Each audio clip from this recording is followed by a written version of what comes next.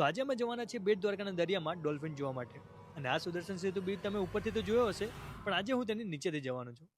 Day 16 હું કરી રહ્યો છું ગુજરાત સોલો બાઇક રાઇડ. આજે હું છું બેટ દ્વારકામાં, અને હું જે કેમ્પ સાઇટમાં રોકાયો છું ને, જેના જોડે બેટ દ્વારકાના બીચનો પ્રાઇવેટ એક્સેસ છે. તમારા સિવાય બીજું અહીંયા કોઈ ન હોય.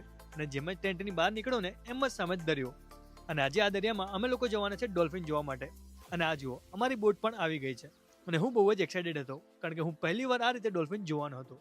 પછી અમારી બોટ ચાલી અને અમે પહેરી લીધા લાઈફ જેકેટ. અને પછી અમે લોકો પહોંચ્યા જ્યાં ડોલ્ફિન જોવા મળે છે. અને અહીંયાના લોકલનું કહેવું એમ છે કે તમે જેટલો અવાજ કરો ને, ડોલ્ફિન તમારી એટલી નજીક આવે. પછી ડોલ્ફિન જોયા બાદ અમે લોકો ગયા બેટ દ્વારકાના ફેમસ બીચ સુદર્શન સેતુ બ્રિજની નીચે. કાલે હું આ બ્રિજની ઉપર હતો, પણ આજે એની નીચે.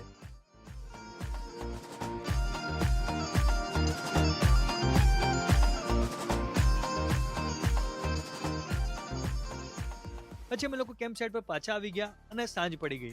અને આવી સાંજે બીચ સાઇડ પર ક્રિકેટ રમવાની જે મજા હતી ને બોસ, શું કહું. અને આ રીતે બેટ દ્વારકામાં મારો દિવસ પૂરો થયો. તો મળીએ કાલે.